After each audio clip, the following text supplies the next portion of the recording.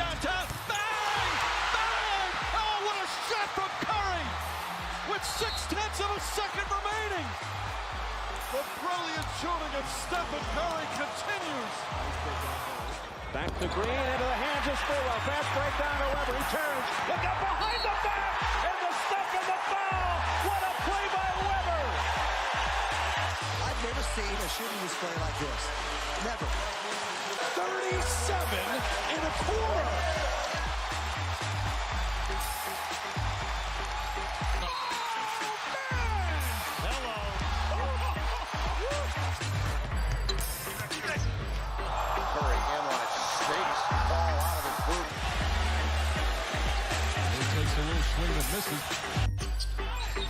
Curry splits the defense behind the back. Fires a three. Oh, he puts it in. What a spectacular move. That could be the greatest move I've ever seen. Here's Curry for the record. It's good. There it is. Stephen Curry. The all-time three-point king in the NBA. Fuck it. We'll do it live. You are in the Warriors Huddle with me, Bram. No Marcus today, but with me per usual, my master of all things video and sound, Maxime. How's it going? Maxime, full house. And I couldn't be more excited to announce it rejoining us after way too long. The host of the Steiny and Guru Show on 95.7 The Game, a man who used his talent, heart, and knowledge to earn a rising and remarkable career in sports radio, one of the best damn hairlines in the sports radio business, a Warriors specialist who was at the game last night, and a guy who thinks Sacramento did E40 kind of dirty, Mr. Daryl the Guru Johnson. What's going on, Goo? What's up, fellas? Thanks for having me, man. You know I'm on. You threw up the best signal. I'm here. You know we need you, and you are the only one we need. Also rejoining us, a double guest episode. A reporter with experience in the NFL, NC2A, and the NBA, the Golden State beat writer for the San Francisco Chronicle, a man who attends every single Warriors press conference, shoot, around, and game, including both in Sacramento so far, and a guy whose practice video of Jordan Poole went viral on Reddit. And in fact, I'm going to add this, the presiding judge in our own basketball court, the Honorable CJ Holmes. What's going on, CJ? What's up, guys? Thanks for having me. Just got back from Sac a couple hours ago, and you guys know if you threw up the bat signal for Guru, Robin was going to come with him. No Robin scenario here. So I'm going to take you guys back through my own behind-the-scenes analysis here. So I always have these opens that I spend all this fucking time on. And I had no idea how to read them fucking like which one first, dude. I wanted to be able to read them at the same time. So there is no Batman Robin scenario here. No doubt. All two, these are the Avengers, not any DC bullshit. And I tell you what, I need you guys. Let me start this way. What's your emotional state? Not who do you think is going to win? We'll get there. But how does this podcast feel you? Because here's a very embarrassing admission and a story about me last night. So I love the Warriors playoffs, so much so that we turned each one into a party. I don't give a fuck if it's during the week or not. We had a bunch of friends over last night, drank, barbecue, the whole thing, man. I'm getting all fired up. Fuck Sacramento, all of this. Then the game plays out the way it did. And with about, 45 seconds, maybe a minute left in the game, Sacramento is going to win it. And they start chanting, light the beam. I turned off the television, sat there in silence until everybody slowly got up and left. It was the pissiest thing I've ever done. There's no way my friend's going to want to come back over. So I am all fucked up today. How are you guys? How is this finding you? I mean, CJ, go ahead, man, because I can't wait to hear. No, I was just saying I was feeling a little under the weather in game 2 yesterday, but I'm a little better today. Battled through a nice scenic drive from Sacramento back to Oakland. I'm doing pretty well, I think. Does it not impact you, CJ? Is there an emotional component to this at all? My check's clear whether the Warriors win or lose. So. Love it. How about you, Guru? Where are you on this? I'm in a state of shock, for real. I'm one of the guys, that thought I wanted the Sacramento King pack. I thought they were soft. I thought the Warriors could, rest up per se, gentleman's sweep at the best 4-1, maybe even a sweep. So I got to be careful here, but I feel worse after game 2, being in the house, seeing it up close than I did game 1 because I thought everything would be rectified after game 1, and I got more questions than answers now. Maxime, which side are you on this? Yeah, I agree. You know, I felt comforted watching my boys smiling in the podium press conference after game 1. I was like, oh, we got this. We've been through this before. You know, this is the veterans. You get punched in the mouth. That's all right. You come back. I'm not having a good day. I hate to say it, you know, and everywhere I turn, I'm trying to distract myself, and I just keep on getting more reminders. Like an hour ago, fucking De'Aaron Fox just wins Clutch Player of the Year for the inaugural time. Like, I don't need these kind of constant reminders that stuff is not going very well. I'm in a bad mood. I didn't even know that was an award. Yeah, that's Brand new award. Neither did I. Yeah. that's Ridiculous. How the hell do you give that out for the regular season? That seems like the definition of a postseason award. Well, I'll tell you what, we got to jump in here, and we're going to do our glass half full. You boys both have done this with us multiple times. We look back at recent hoop, so we got 2 games to look at. Give you something you like or don't. I'm going to start us with a dose of optimism, not one I necessarily believe. I think I do. I'm going to try to talk myself into this, right? So glass half full. What happened? Sacramento held serve.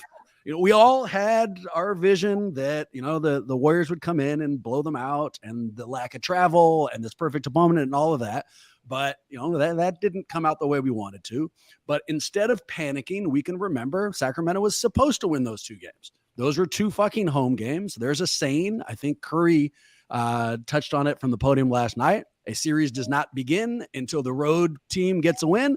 So the series has not yet begun. Sacramento held serve, and now it's our turn. That's as rosy as I can get. What about you boys? And something good or something bad? Your call. I'll go with something good. Andrew Wiggins is an athletic freak because I thought he would be way more rusty than he was, guys. And I can say this, and I'll say it confidently. He's been the all-around best Golden State Warrior in 8 quarters. Okay, you could throw his 3-point percentage at me, that's fine. But without him, this thing would be way worse. So the fact that Drew is back just from a physical standpoint moving forward, I didn't expect that. That gives me some confidence. TJ? I might have to go with glass half empty for these reasons. I give Golden State a lot of credit. You know, as Guru just said, Andrew Wiggins' reintegration back into the lineup has been pretty damn seamless. And as you said, without Wiggins, this series could be completely ugly, and any glimpse of hope might be unrealistic. The Warriors' road struggles during the regular season were well documented, and considering how they usually play on the road this year, the fact that they've lost 2 close games on the road and played pretty well, you know, other than, you know, some mental lapses when it comes to like offensive rebounds and fouling and things of that nature. But the reason why I'm going to go glass half empty is because the Warriors are now in unfamiliar territory. I believe this is the first time they've been down 0-2 in the Stephen Curry era to start a series. And, you know, I'll repeat a stat that I said that Mark Spears brought up yesterday that, you know, I brought up to you guys before we hopped on live. There have been 5 defending champions in NBA history who started a series 0-2. The prior 4 have went on to lose, and 3 of them have gotten swept. Now, granted, you know, the Warriors are returning. The series shifts back to San Francisco, where the Warriors are arguably the best team in the league. But this young Sacramento team, they're even hungrier now. They see the chips in the armor. And like you said, the series doesn't start until someone loses on the road, right? Well, Sacramento's coming into San Francisco on Thursday believing they can win, right? And, you know, and if they don't get it done on Thursday, who's to say they don't get it done on Sunday? The Warriors are in a really, really rough position right now, and they're going to have to hold serve at home, obviously, if they want to get this series back within reach. You hit something on the head, man. Here, glass half full, or I'm sorry, glass half empty. I'll be honest, it's pompous. Going into this, you know, secretly, not so secretly, I said into this microphone that the Warriors had a magical playoff switch, and that when they got there, all these things we've been worried about, they would hit that switch, and then here we go, off to the races. And, you know, glass half empty, I was wrong. Yeah, both games started with a shitburger turnover. I mean, like literally first play right out the jump, and they looked bad. They had all of the problems on the road that we've identified during the playoffs. So there isn't a magical switch. Maxime, you got anything good for us or bad? Well, we're going to dissect a lot of this, so I will give you guys a glass half full. As bad as the Warriors have been on the road and how bad they continue to show that they're consistently bad on the road, they're equally good at home this season. We have every reason to believe that we will hold serve, which basically means if we are going to be as historically good at home as we've been consistently throughout this whole season, we only need to win one in Sacramento. That's it. We only need to win one. Maybe it'll come in game 5. Maybe it'll come in game 7, but I still have a belief that this team can pull it off. I have to say this, otherwise I'll be disingenuous. Glass half empty, Jordan Poole and everything he's done. I don't know if it's because of injury. We've heard reports that he has half a foot, but he has a story coming soon on that. Hey, well, give us any insight right now. What's going on? What have you learned? What should we know? Just basically what you talked about. It's kind of breaking down as Jordan Poole's, slow playoff start, more of a, it's more indicative of his ankle injury or something more serious. I think that, evidence suggests former, and I wrote about that. So keep an eye out for that, guys, in the next hour or so. CJ, what happened to that dude's balance, man? Forget the injury. I mean, I have never seen a metamorphosis like this. He earned his bag. I'm a big fan. I said on the show, it was like he was in no shade, like he was in dress shoes sometimes, like falling down by yourself. Like he's too good, man. So I know he's hurt now, but man, I've seen red sirens before with his balance. It's just uncanny. If they had a bingo card, that I could use during a Warriors game, my center square would be Jordan Poole falls down for no reason. Here's a true story. So I'm an attorney. You guys know that I do personal injury shit. So I occasionally have to depose doctors. We were deposing a doctor and I learned a term, peripheral neuropathy. Okay. Apparently what that means is you fall. There are various things that can happen as you get older. And because of that, your sense of balance is kind of fucked up. You can't necessarily see where your foot's going to drop. And he said that. And I literally during the depot said, oh, like Jordan Poole. And nobody got it. Nobody laughed. And it was hell of inappropriate. But yes, man, it's bleeding into my personal life. CJ, what's the official word on Jordan Poole's health from the team? I mean, are they listing him? And I know he was questionable going into last night, but are they giving you details? Is it like sprained ankle? I mean, what's going on? Sprained ankle, sprained left ankle is the diagnosis.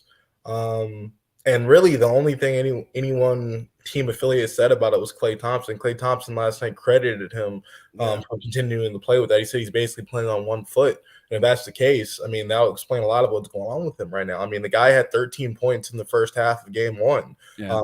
Got hurt late in the third quarter. Finished with just 17. Finished 4 of 10 after starting 4 of 7. In game 2, he was 1 for 7. Right now, Jordan's had bouts of inconsistency all season long, but considering how aggressive he came out to start this series and how much his aggressiveness and efficiency has dialed back since the injury, in my mind, that's the only thing it all points to the injury as being the issue right now. Yeah. I would say that, these 2 days of rest between games 2 and 3 benefit him the most, even more so than the Warriors veterans. Chance for him to get healed up and get back in front of that Chase Center crowd where he plays his best basketball.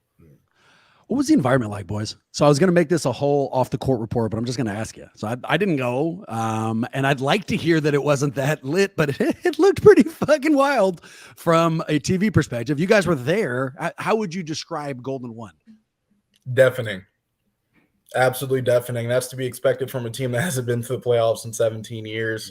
The whole lighting the beam thing, although you Warriors fans hate to hear it, it was a pretty sweet to see that and see how the Kings fans rally around that. I'll say this, it was so loud in there. There were some reporters in press row who had to actually cover their ears just to focus on the game. Dude, that was well said. I was in there, and I'll say this. I'm not a hater. I give credit where credit is due. I was in Oracle, we believe, against the Mavericks. I caught 2 of those games. It was incredible. But right next to that experience now is what I experienced last night. It was breathtaking. It was chilling. And I'm on record as saying the light the beam concept is arguably the best concept ever to like merge a fan base and a team. And we thought it was cute and fun after 82 games. Now you got Mayweather in there, 50 Cent last night. They were all in the house. But the fans are hungry just like we were, we believe, and it's real. And then they just congregate after it's over, and the beam is up there. You know, I'm a nerd, so I like DC, Marvel, like Batman. That beam in the sky, I was like, man, this thing is here to stay. But it was real. It was like a college atmosphere, man. So I don't know why I want to say I wasn't expecting it, but it surpassed what I thought I was going to be a part of. We have some things in common, Guru. I am also a nerd and love comic books, but we have some things where we were different. All right, here's how we're different. I am a hater. Look at Steve. Yeah, so CJ and I, yeah, no doubt. We've had multiple random pop culture conversations, but here's how we are different. I am 100% a hater. I hated that fucking fan base. I hate them now. Here, I'll point this out. 2 third quarters. They weren't full when the third quarter started. People didn't necessarily come back immediately after halftime. And I saw something somewhere that said the PA announcer had to tell people to put on their shirt. But that's just me, picking nits. Wow, you hating hard, Bram. That's just me picking nits. Yeah. They looked insane, and they certainly made a difference. What's the best sporting environment you guys have ever gone to? Across sports and any scenario, like what gym sticks out to you? Or, it doesn't have to be gym, I guess, anywhere. 2013 Iron Bowl by far. Kick 6, man. Like nothing beats that. Why? Chris Davis. It was like number 1 versus like number, I forget what the rankings were. It was like a top 5 matchup between Auburn and Alabama, arguably the biggest rivalry in college football. Jordan Hare Stadium was rocking. Chris Davis took that thing 100 and whatever yards to the house. Everyone stormed the field. I still got pictures on my phone somewhere and videos of being on the field. And that was by far the coolest sporting event I've ever been a part of.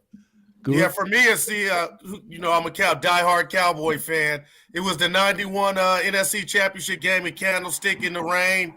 And it wasn't just about I had a horse in the race, man. From the first snap, the energy was on 1,000, as the kids say. And I will never, ever forget that experience walking out of there, watching the greats, man, because, in that era, that was the Super Bowl. Those were the 2 best teams. That was a real rivalry, right?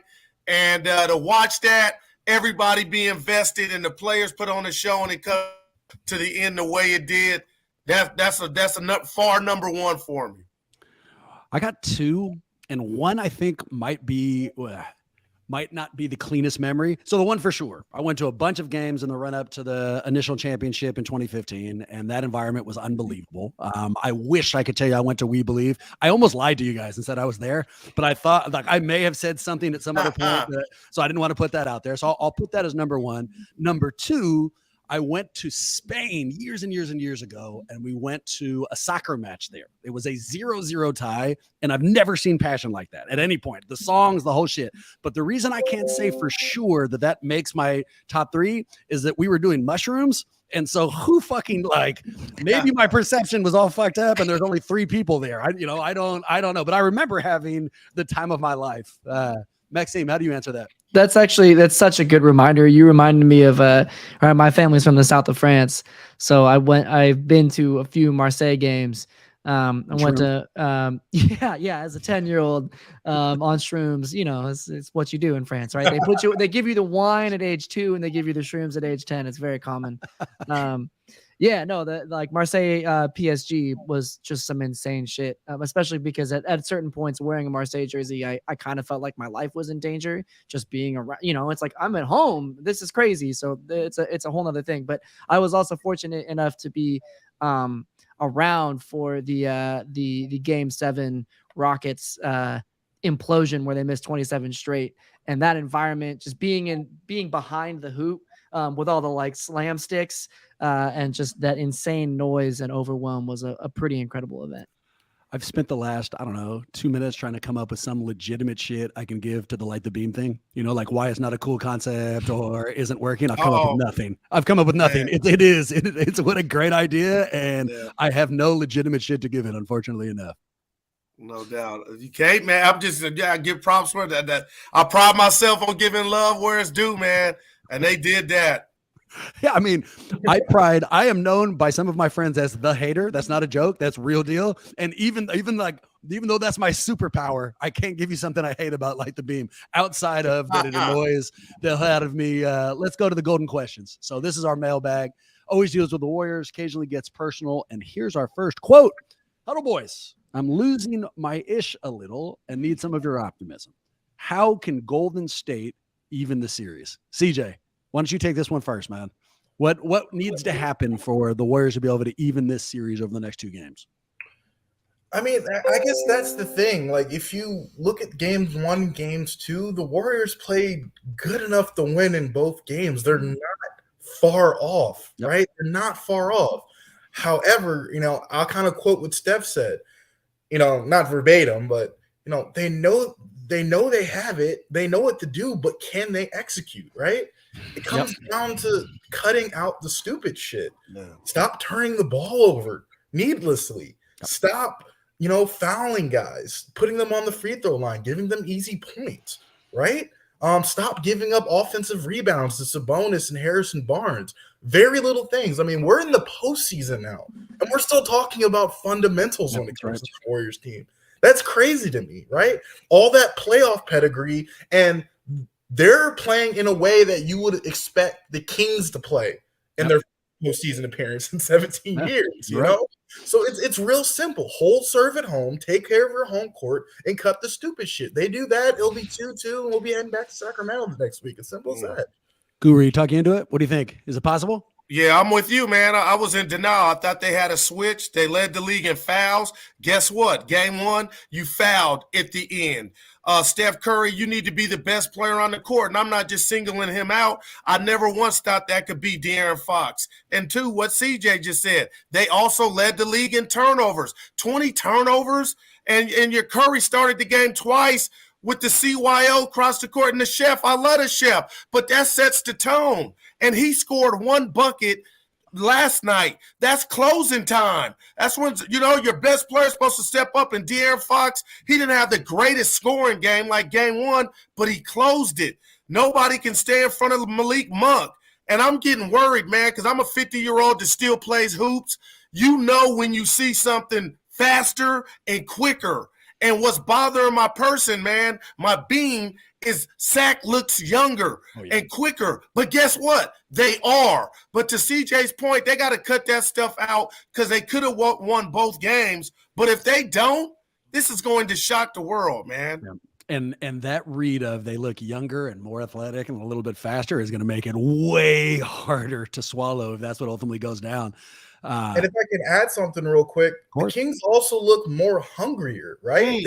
They look hungrier, and they're closing out games better in a way that you would expect a veteran team to close out games. The Warriors had 1 field goal in the final 3:11 of regulation. Okay, you fuckers. I'm going to reread this question because I feel like we've lost the thread. I need some of your optimism. How can Golden State even this fucking series? Here, I'll go back to the optimistic portion. After everything we just said, all of it. They looked sloppier. They looked less hungry. They looked less athletic. They have not done all the things we wanted to. You know what they were on game 1? 1 shot away from winning. One shot.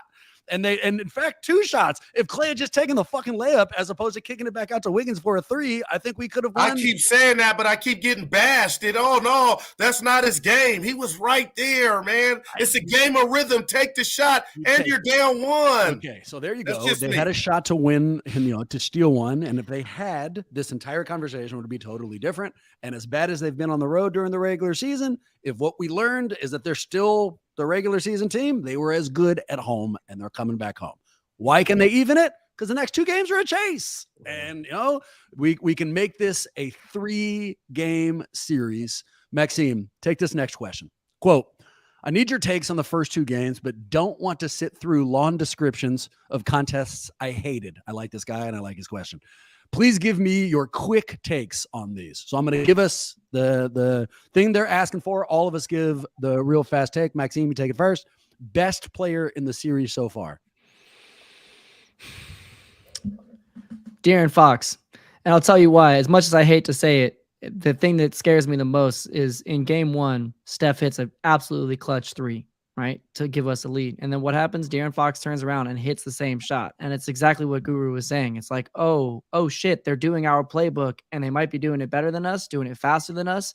You know, I'm not saying he's the best player, period, you know, or is the MVP of the series or whatever, but through 2 games, there's nobody that's been playing better than De'Aaron Fox. Anybody have a different answer? De'Aaron Fox for me too. No. I got to add this. I don't think I've seen a player with speed, prime D Rose, OKC Westbrook in his prime, ski skirt out of a double team like he did Wiggins and GP2, De'Aaron Fox, and then made Poole go to the ground and Wiggins like he was so fast. He got out of it. Like, I haven't seen that maybe on a football field, but I was like, oh my goodness. Dude, he's in control. I used to use this line all the time for like JK. I used to say he looked like a 19-year-old driving a Porsche. And once he figures it out for De'Aaron Fox, he looks like an F1 driver driving a fucking Porsche. He knows exactly what to do. His ability to stop and start is unlike anybody else's athleticism I've seen for a while. CJ, I cut you off. What were you gonna say? Do not disrespect Prime John Wall. Continue. Oh, my bad. Hey, Dougie Wall, he was bad. You should do the Dougie right now just to help me out. Help me out, CJ. I'll give you that. Look at him. Here's another question. Best coach so far? I mean, Mike Brown, man. No, we saw Michael Green in the game last night. Yeah. His team's up 2-0. His team executes in the clutch. His team is forcing turnovers, getting stops, and his team's getting it done on offense. And why he gets my vote, Max, is I don't know, and I don't like it, man. I'm not being Monday morning quarterback. Whatever's going on with Jonathan Kuminga is the same thing that make Wiseman not be on this Warrior roster. And Moody's been sitting there like a bump on a pickle, and then all of a sudden it's okay for him to play in a game where he played and showed you he had something. So I never understood why Kerr never said it could be greater later and go through some bumps and tribulations during the regular season and have these dudes ready. But to pull the carpet, and I know Kuminga got lost a couple of times, but I'm just blown away. And all of a sudden, Dante DiVincenzo gets 13 minutes and doesn't play the fourth quarter along with Poole. So I'm going with Mike Brown, man. Fuck, if we have a problem with youth and athleticism, you know who is young and athletic? JK. You know, he's the only guy we have. That's the only person who fits that description. So maybe we can put him in. I think the issue with that is primarily the return of Wiggins and the need for the Warriors to have experienced defenders on the court. Now, don't get me wrong, Kuminga made incredible strides in the second season, especially on the defensive end of the court, willing to take on that responsibility of guarding the team's best players full court. However, Wiggins has to play. Wiggins has to be on the court. Oh, man. Who has to be on the court, right? So I think Kuminga's just getting lost in the shuffle a little bit, but at the same time, they have to find minutes for him somewhere because there's no player in the series who has that combination of athleticism and, you know, like skill like he does. It's head scratching, but if you're playing Kuminga more, who are you taking off the floor? They didn't trade Gary for the bench at this time of year, right? You know, so it's just it's a very delicate situation, and it's just like who's going to be the odd man out? Right now, it's the youngest guy.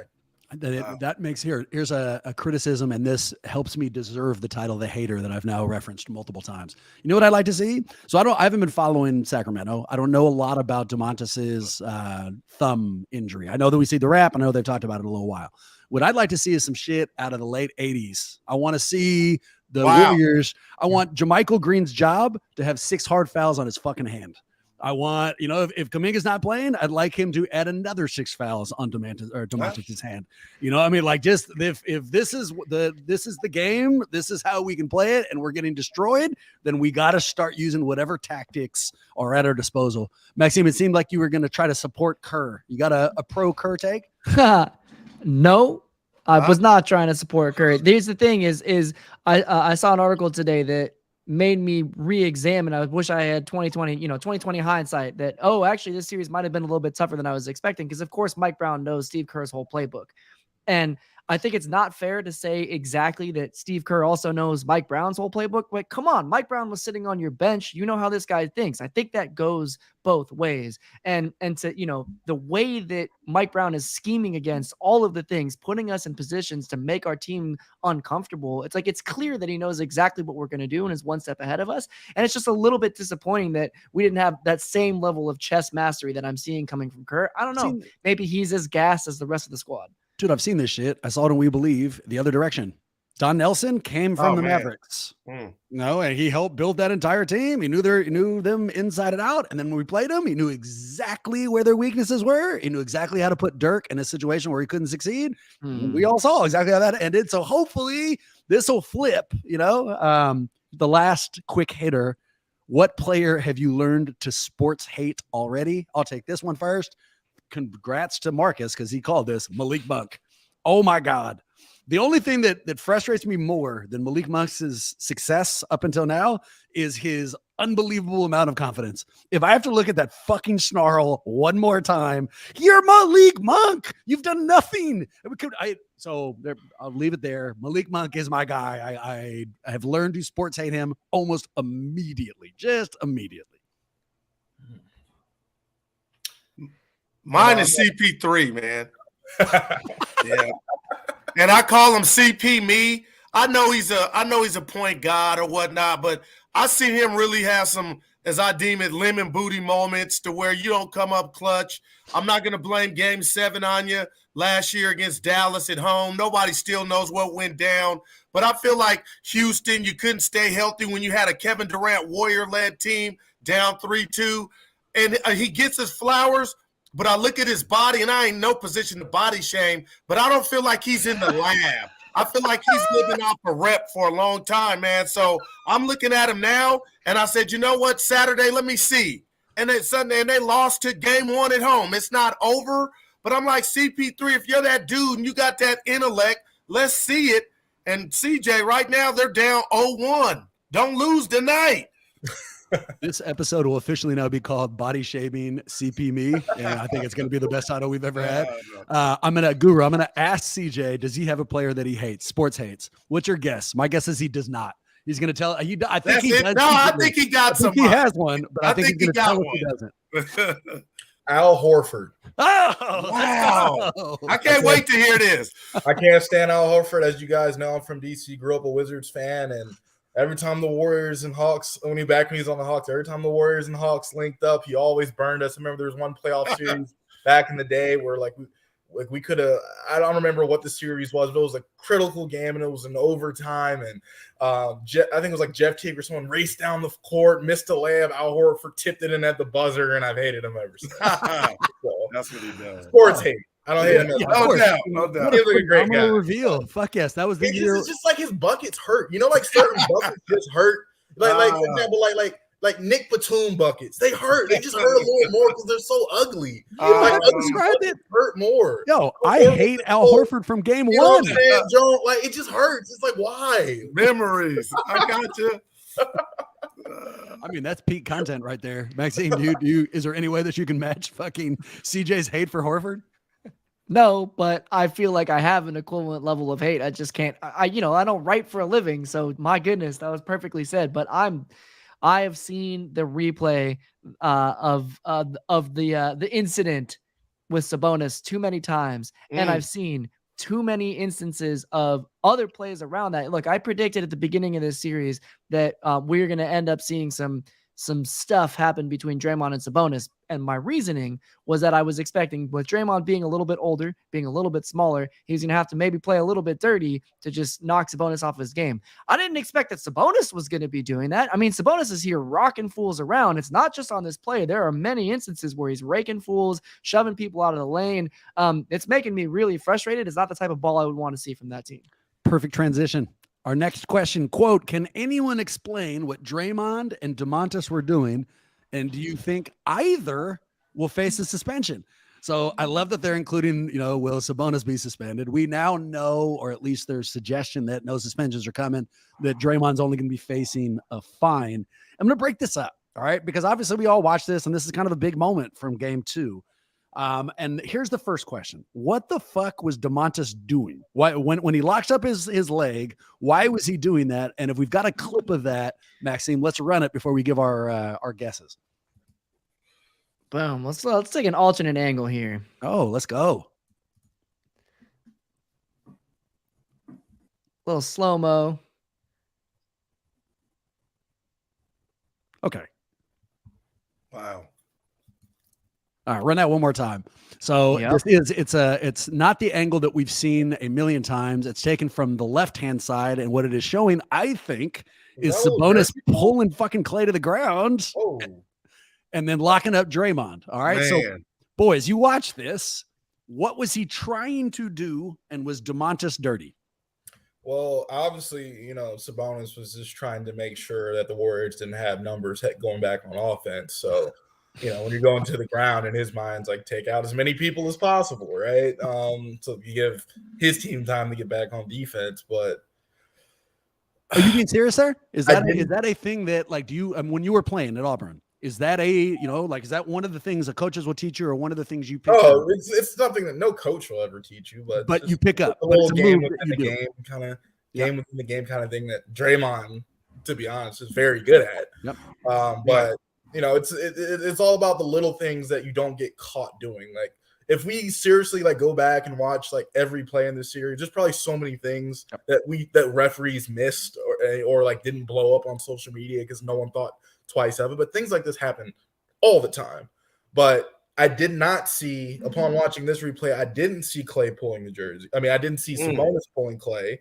So Sabonis is the one who started the dirty tactics, right? Based on what I'm seeing. And I guess I'm confused if he was really going for Draymond's leg, because he kind of went up like this, trying to cover his face, and it kind of looked like Draymond's leg kind of got caught in between. It was a bang play. So I can't completely say that Sabonis was going to grab Draymond's leg, right? However, after we just saw him try to pull down Clay, him also going after Dre, doesn't surprise me.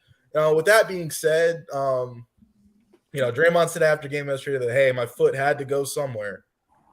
He could have fell down with him. He could have, stepped a little bit more to the left. He didn't have to step on the man's chest. I agree, man. Yeah, and I'm one of those guys. Don't do that one yet, Guru. Give me DeMontis first. Because Draymond's next. But for DeMontis, you watch that. I'm telling you, Sabonis was an okay player coming in. I never really gave him his props. I always felt like, Draymond Green has a list of dudes he can just say, boo, Blake Griffin, Valanciunas. And the first game, Sabonis, he was goofy. And what he was doing was being goofy without even knowing it. And Klay Thompson, we already talked about his history, his history, his resume there. That was dirty. He could have got hurt. You just going to pull the man backward and then grab Draymond's foot in real time. And then at first I was like, you know what? Dre's done with the Warriors, because I was in there because I didn't see the ankle hold. But he went Van Gundy on him. And then Sabonis tried to play victim. My neck and my back, I need x-rays. And I love Dre for saying, oh, my ankle had to get an x-ray too. But I say all that to say is Sabonis, he had 24 and 9 last night, and it didn't even feel like it. So I'm almost giving him a compliment. But he is not being what he was during 82 games. And I think a part of it, hard for a regular Joe to say somebody's scared, but Draymond's in his head. And I honestly believe he held that ankle he didn't know, he was just having like a blackout moment, man. And I'm going to throw the Clay bring that takedown on that too. It was weird. The CJ, you adding, and it makes sense to me, that part of the bag of tricks that you can develop after playing professionally and playing competitively for as long as you did is what you said, how do you take people out around you to make sure that your team isn't at a disadvantage? And so of the two things, no question in my mind, he tried to pull Clay down. I mean, I think that we see that directly in the video. And now thinking, that there's some rationale behind why he would want to grab Draymond, just slowing down another member. I think he fucking did that on purpose too. No, I don't think it's as dirty as Draymond, and I'm skipping to the next question, but I don't think there's any question that it was a very dirty play and he started this thing. Let's look at the Draymond angle. Play the normal clip. So here we go. And this is the angle we've become familiar with. Oh my God. It's like football, right? There's holding on every single play in football. It's a matter of who gets caught and who doesn't. But that had Donkey Kong Sue vibes. Just hop. What do you guys Dre, giving? I love Dre, but damn, he got his money worth. Is Sabonis, does he win an Oscar for that? Or you think that's real? Yeah, Yes. he's Oh whack. my God. Unless he also got shot by a sniper at the exact same moment, that reaction is completely ridiculous. And he milked it too. I was like, get up. He finished the game, but he knew what he was doing. He wanted Dre ran. Oh yeah. No, there's no question. All right, so we look at it, and CJ, you basically asked the question that I'm most interested in. All right. Did he do it on purpose? Was that because Draymond says I had nowhere else to step? It's momentum. I'm not very flexible, is what he kept saying. I got to step forward. I'm not flexible enough. And so I stepped on him. Do you guys think that is, inadvertent? It was gravity, or was it an intention? That was intentional. Now, granted, I think Sabonis sold it a little bit in terms of like his pain tolerance and things of that nature. But you could clearly see that there was a little load up before that step. Man. And obviously Draymond's reacting to his leg getting grabbed, right? Yeah. There's no doubt in my mind that it was on purpose. And how dirty can it really be? I'm going back old school, Lambeer and Oakley and all those dudes. How dirty can it really be if the victim got a tech? So he got a tech for holding the ankle. So Dre is smart, one of the smartest ball players we've seen. So he knew he almost had a freebie. It was retaliation, and that's why he got ran, which hurt his team, but no suspension today. But there's no doubt he did it on purpose, but he calculated it to me so quick, I got a freebie. And he could have just fell down. Right?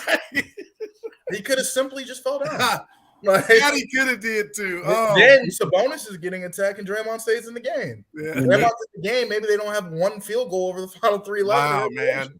I asked him about it afterwards. What was going on. I mean, you guys are in the room, so And one of the things he said when explaining what happened last night is that in game 1, his leg was also being held, that Malik Monk was holding his leg. And the second he talked about a previous time, it made me think 1,000% he did it on purpose. 1,000%. Maxime and I were talking about this before we went live. And I said, look, if we were trying to figure out whether or not I punched somebody, and you asked me, Bram, did you punch him? And the first thing I said is, last week he stole money from me. Yeah. Like, oh, yep, he punched it, and like the idea that he was talking about the ramp up. Well, you fuckers didn't see what happened, in game 1, and then game 2, it happens again. It makes me feel like he was justifying it even while he was saying it was accidental. Maxime, what do you think, man? On purpose? I don't. I really don't. I didn't throughout the entire course of the 30 replays we got while I was watching the game last night. I mean, I understand everything that everybody's saying, and I think the more you dissect it and the more you watch it in slow motion, the more you can start to ascribe your own narrative to, sure, there was a windup or whatever. I mean, dude was holding his foot, and he was trying to get back on the play. If you fall, right, where's he going to fall? He's either going to fall on Sabonis, and that could be just as problematic, or he's going to fall to the outside with Sabonis holding his ankle, could totally turn his ankle, right? I understand he's trying to run back onto the play, probably doesn't realize how tied up he is because he's looking down the court to see what's going on, and he takes a step. And then, of course, because he can't pick up his left foot, you're naturally going to put your right foot down. I mean, you get somebody to hold your left foot and try to take a step. The first thing you're going to do if your right foot is in the air is then put that right foot down. I get it. I get that there seems like a lot of malicious intent. I get that we have this whole narrative over and over again of the types of shit that Draymond does, but it never feels dirty. And maybe I'm a homer, I don't know, but it always feels like it like there's something else going on. It's not just because he wants to hurt this dude. Like, I don't think that's who Draymond is. And again, the more I watch it, the more I'm convinced that this is actually just him trying to get back on defense or offense. I mean, I love it. I don't agree with it, but I absolutely love it. I mean, it is what it is. Having just watched that replay, it's kind of hard to justify, but I'm on board for you, and let's go. I'm glad one of us had some optimism here. Okay, boys, I kept you longer than I promised, so I'll go right to the last question. Updated series prediction. Yeah. So this thing started, I said Golden State in 6. I've now watched these first 2 games. My updated prediction is Golden State in 7. I think we tie this fucker up in these next 2 games. And then when we make it a best of 3, That's when I hope Sacramento finally starts showing their lack of playoff experience. At least that's what I've convinced myself of. So Warriors in 7. Yeah, I'm gonna follow you. I'm gonna go Warriors at 7 too. And I was asleep at the wheel when you asked about glass half empty. And the reason I'm saying 7 and I'm concerned, guys, is the Warriors started this run 14-15. It's already incredible. They won a chip out of nowhere last year. But I'm telling you, I feel like the gas tank is past.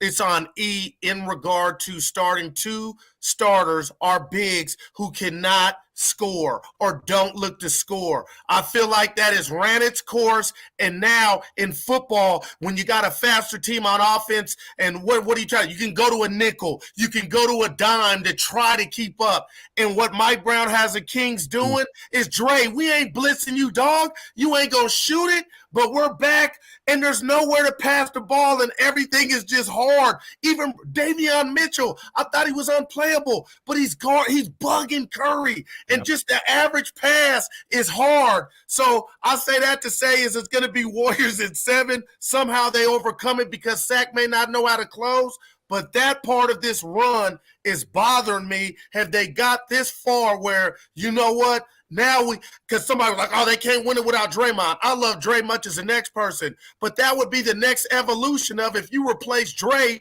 with somebody that can pick and pop. Okay, maybe you don't get the best screens, but Curry will still hit it. So I'm hoping that is not what we're watching, but it feels something like that. I'm going Kings in 6 right now. Wow. Based on what I've seen over these first 2 games, I think the Warriors are in legitimate trouble. I do think they bounce back in game 3 and get a win. But if you're asking me which one of these 2 teams wins on the road first, I'm going with Sacramento. I mean, they're the better road team throughout the regular season. And right now, they're hungrier. They are. Now, granted, that opinion might change after what we see in game 3. But right now, I think the Warriors are on the ropes. And I think they're going to split back in San Francisco, and the Kings light the beam and advance to the second round next week. New rule on this show: no one's allowed to use the phrase "light the beam." It's done. We're gonna just beep it, beep it like a cuss word, man, so we don't hear it at all. Maxime, what's your guess? I want to say Warriors in 7. It's very difficult. I feel almost more convinced that the Kings might win this series after watching game 1, because I think we played about as good a basketball. Granted, there were some turnover issues, but about as good a basketball as we could have played given where this team is at. The way we locked up Sabonis was ideal, and I get it. I get that Malik Monk and De'Aaron Fox had fantastic games, but Kevin Huerter didn't, And so it's like, just because one of their stars is not going to be on doesn't mean that another player might not come up to make it happen. But I will say I'm sticking with Warriors in 7. I'd said Warriors in 6 originally. I'm saying Warriors in 7 now, but I do think that whoever wins game 4 wins the series. Like Keegan Murray, to your point, Maxime, Keegan Murray and Kevin Huerter have not even had good games at all. It's that concerning. Is scary. And they will eventually. Yes. And the Kings play better on the road than they do at home. So yeah. Warriors in 7. Fuck you guys. It's gonna happen. They're the best. Warriors in 7. I don't think I've picked against the Warriors on this show yet. I think this is the first time since you guys have had me on I picked against the Warriors. Yeah, I mean, we might be having a ton of nasty firsts on this show, but we'll jump off that bridge when we get to it. CJ, let's start with you. I look forward to having you on. Always do. Love your work, and I'm positive I'm not alone for people who need it up, way man. more. CJ Holmes in their life. Where do they go? You guys can follow me on Instagram and Twitter at CJHolmes22. And as I always say, retweets, not likes. Retweets, not likes. Let's go. Which I feel like I've been doing. I don't know. I've given you a couple retweets recently. I've been on that. Guru, same for you. I couldn't have been more excited to have you on. You answered the bell. This was phenomenal. I also love what you're doing with Steiny for people who need more Guru in their life. Where do they go? 10 to 2 Monday through Friday, 95.7 The Game. And then Twitter at Triple D Guru. I was a big Dolly Parton fan, so that's DDD Guru. And then on Twitter, IG, Daryl Guru Johnson. Maxime, I'm going to admit something just to you. Don't let them hear this. One of the reasons I wanted to have them both on today, so I needed both their takes and they're phenomenal. But one of the reasons I wanted to have them both on is I wanted to impress them. I wanted to be like, oh, like they know Guru. Or they know. And then before we even fucking started it, of course they'd known each other. CJ's been on Guru's show like 1,000 times. So no one was fucking impressed. Like that. We got to get you back on too, CJ. I'm going to hit you up. Hey, you just let me know. Okay. See, this is my nightmare. I thought I was going to come off as like the big star, and no, it didn't. It didn't happen for us. You want to get us a question to answer? Let us know we did a good job, bad job, any job. You can shoot us an email to huddle@warriorshuddle.com. Boom. We're also on social media, Twitter. That one's at Warriors Huddle, and then we're on Instagram as well. Same handle. With that in mind, go Warriors, fuck the beam, and hopefully we'll see you real soon.